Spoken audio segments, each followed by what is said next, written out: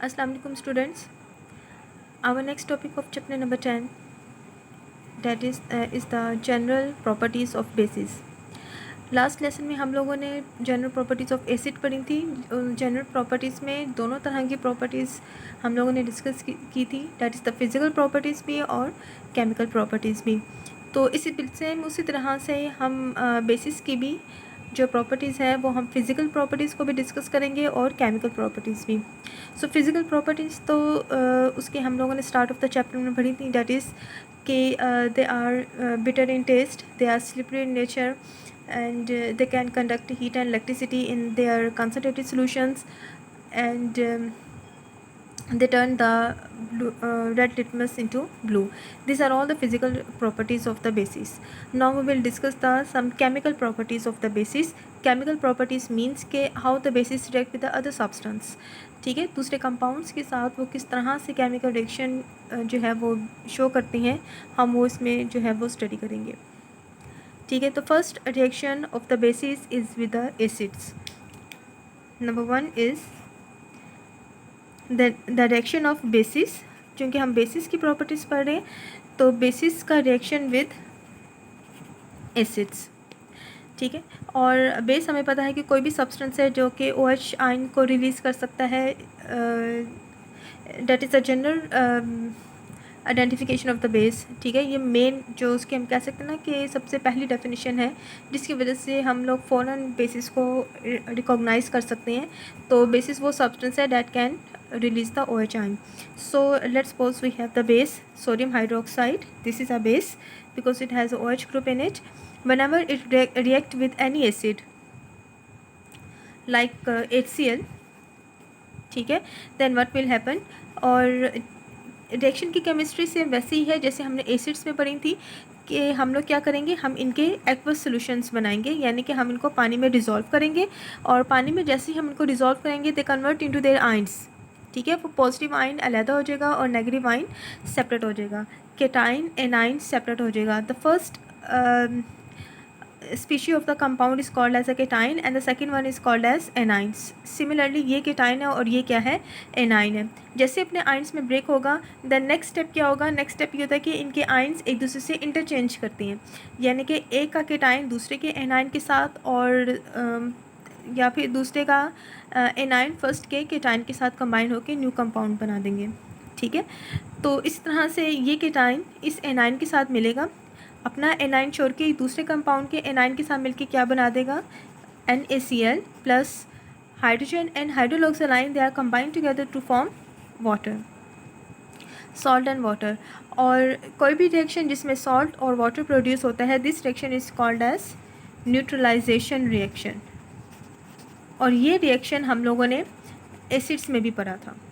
ठीक है, आपकी बुक में जो एग्जांपल दिए है कि let's suppose we have the potassium hydroxide when it combined with an acid like the sulphuric acid H2SO4। ठीक है, then what will happen, again इनके हमने क्या लेने हैं, एक्वस सोल्यूशन।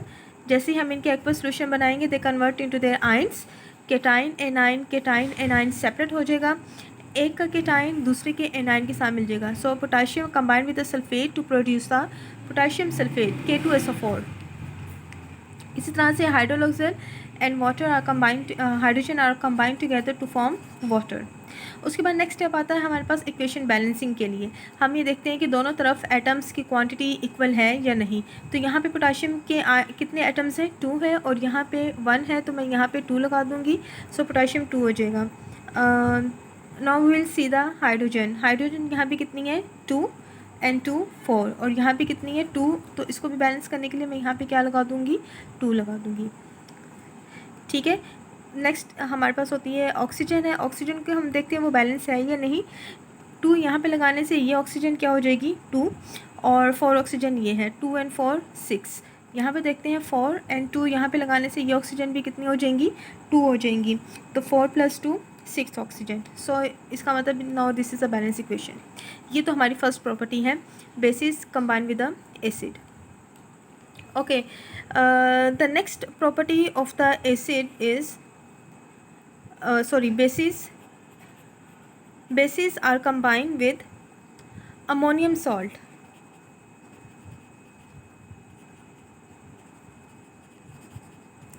ठीक है।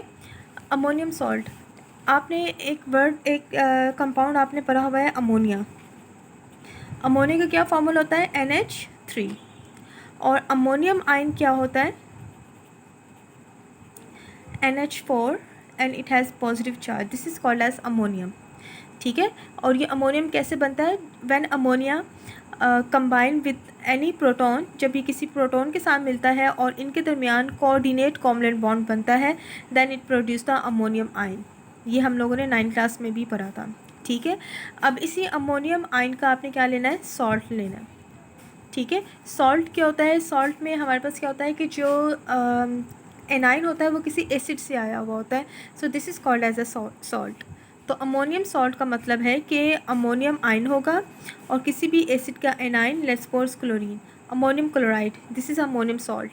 When combine with any base, किसी भी बेस के साथ कंबाइन होगा, let's suppose I am taking sodium hydroxide. ठीक है। देन फर्स्ट स्टेप क्या होगा? Definitely the first one is that कि हमने दोनों को क्या बनाने हैं? एक्वस सोल्यूशन बनानी है। जैसे हम एक्वस सोल्यूशन बनाएंगे, they convert into their ions. Ammonium ion अलग हो जाएगा, क्लोराइड हो जाएगा अलग हो जाएगा, इस तरह से सोडियम आयन अलग हो जाएगा और हाइड्रोक्सिल आयन सेपरेट हो जाएगा। नेक्स्ट स्टेप क्या होता है कि केटाइन और एनाइन इंटरचेंज हो जाते हैं। ठीक है। दोनों कंपाउंड्स के केटाइन एनाइन आपस में एक दूसरे को इंटरचेंज करते हैं। सो ये जो केटाइन है वो इस एनाइन के साथ कंबाइन हो जाएगा और NaCl फॉर्म्ड हो जाएगा। ठीक है। बाकी अब हम देखते हैं, हमारे पास एक केटाइन ये है, डेट इज़ NH4, और हमने ये और NH4 और यहाँ पे क्या रह गया आपके पास? OH-। ठीक है। NH4 जो है वो एक स्टेबल रेडिकल नहीं है। ठीक है। स्टेबल तो अमोनिया था, अमोनिया ने इस प्रोटॉन को एक्सेप्ट करके अमोनियम आयन बनाया हुआ है ना, तो इसका मतलब है कि this is not a stable ion because it has a charge on it. ठीक है। तो ये सबसे पहले क्या करेगा? जो इसने यहाँ से प्रोटॉन को एक्सेप्ट किया था ना, जिसकी वजह से ये NH4 हुआ था, वो अपने उस प्रोटॉन को निकाल देगा। तो बाकी यहाँ पे क्या रह जाएगा? NH3, यानी कि 4 हाइड्रोजन में से एक हाइड्रोजन निकल गई और ये अपना चार्ज लेके निकल गया। बाकी आपके पास मॉलिक्यूल क्या रह जाएगा? NH3।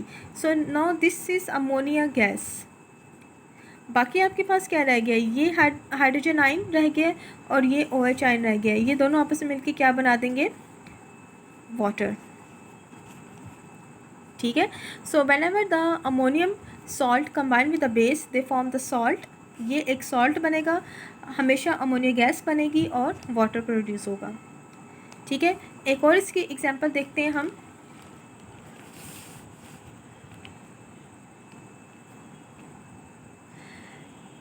अमोनियम सॉल्ट की ही एग्जांपल हम लोग ले रहे हैं। Let's suppose we have the ammonium sulphate.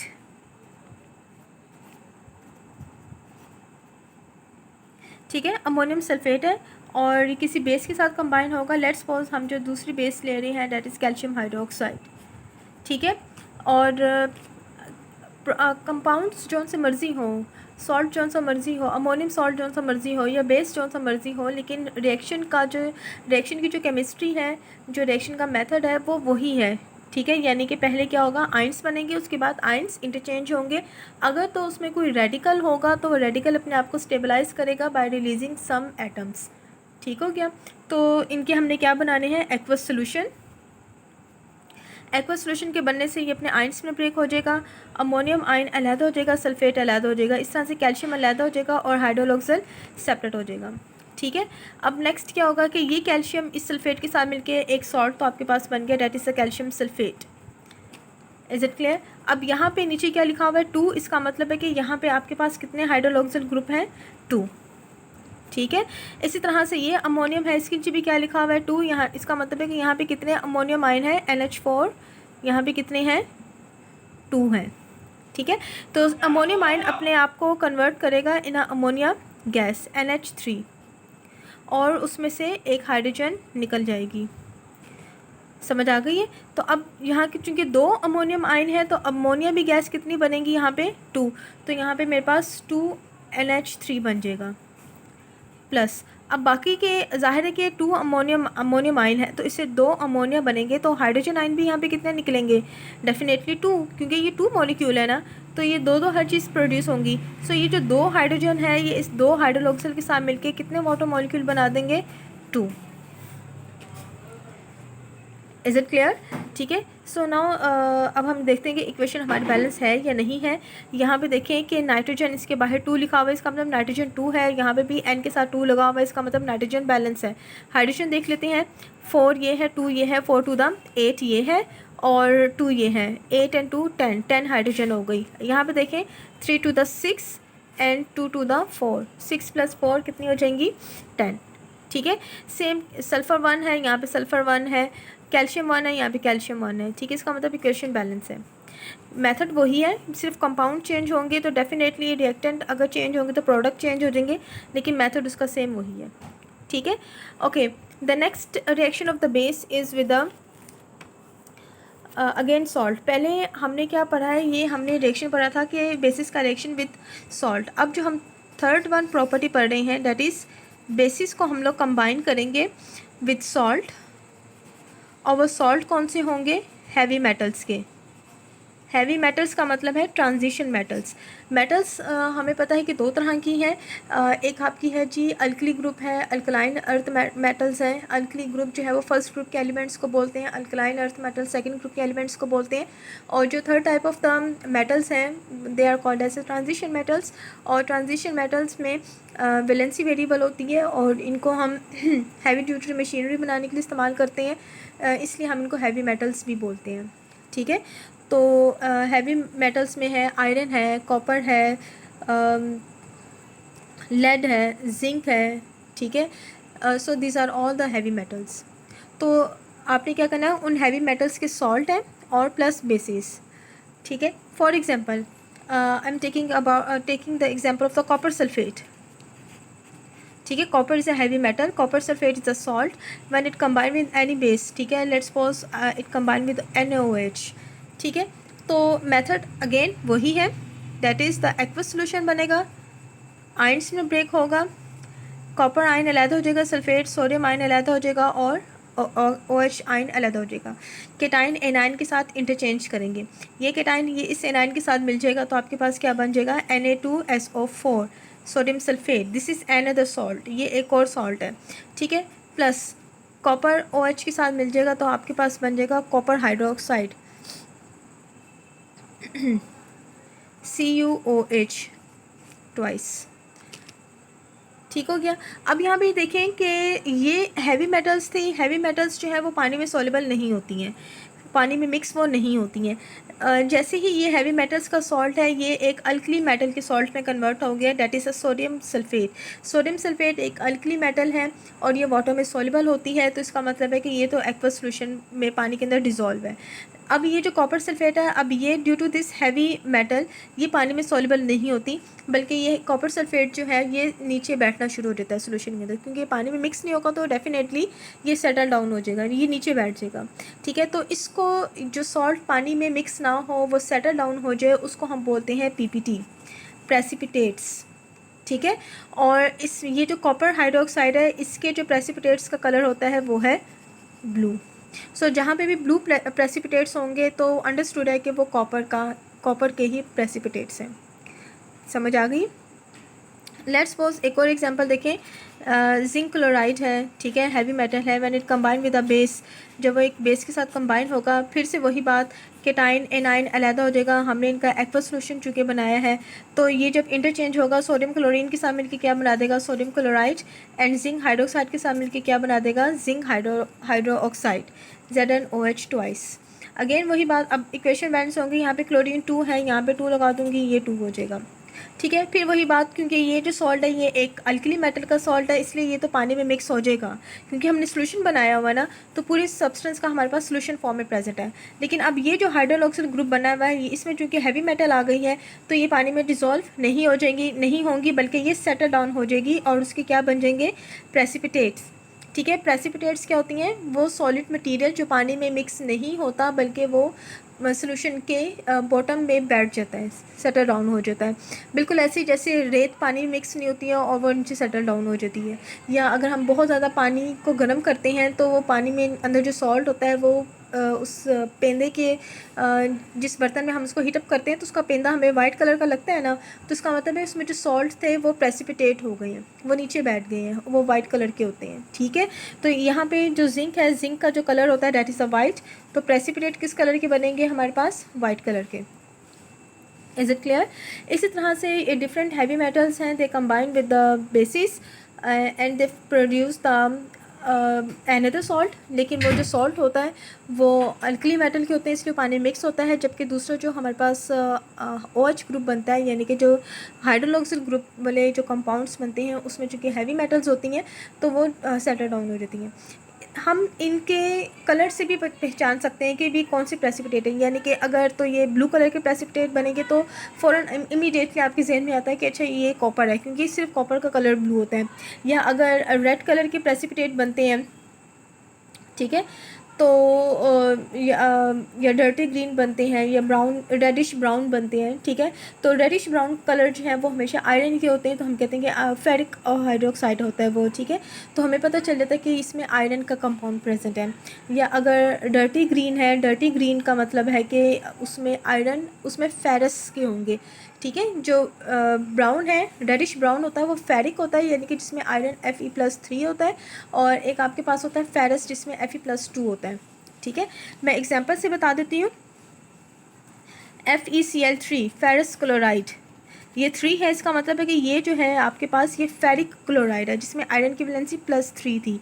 ठीक है, जब ये किसी बेस के साथ कंबाइन होगा NaOH के साथ, तो आयंस इंटरचेंज होगा, सोडियम क्लोरीन के साथ मिलकर क्या बना देगा, सोडियम क्लोराइड, और आयरन OH के साथ मिलकर क्या बना देगा, आयरन ऑक्साइड। और चूंकि ये आयरन कौन सा है, +3 वाला है, तो ये हमारे पास यहाँ पे मैं नीचे 3 लगाऊंगी, that will be the ferric hydroxide, ferric FeRRIC, ferric hydroxide. और ये फेरिक हाइड्रोक्साइड का जो कलर होगा, जो नीचे सेटल डाउन होगा, जिस कलर की पीपीटी में, वो ब्राउन पीपीटी होगी। तो इसकी ब्राउन कलर से इंडिकेट हो जाएगा यहाँ पे जो आयरन है वो फेरिक है। लेकिन अगर यही आयरन फेरिक की बजाय फेरस हो, ठीक है, let's suppose I have the compound of ferrous sulphate FeSO4 ferrous sulphate, जब ये बेस के साथ कंबाइन होगा देन आयरन इंटरचेंज होंगे, तो सोडियम सल्फेट के साथ मिलकर बना देगा sodium sulphate, Na2SO4 plus iron hydroxide. क्योंकि अब यहाँ पे आयरन हमने कौन सा लिया हुआ है, फेरस लिया हुआ है, सो यहाँ पे जो FeOH ट्वाइस होगा। क्यों? क्योंकि फेरस में आयरन की वैलेंसी होती है +2। ये है फेरस, FeRROUS, फेरस। और इसमें जो फेरस है, फेरस हाइड्रोक्साइड है, इसमें जो पीपीटी का जो कलर है that is the dirty green. तो अगर डर्टी ग्रीन कलर की पीपीटी बनेगी तो इसका मतलब है कि जो आयरन है हमारे पास वो फेरस आयरन है, वो फेरिक नहीं है। Is it clear? So these are some chemical properties of the basis.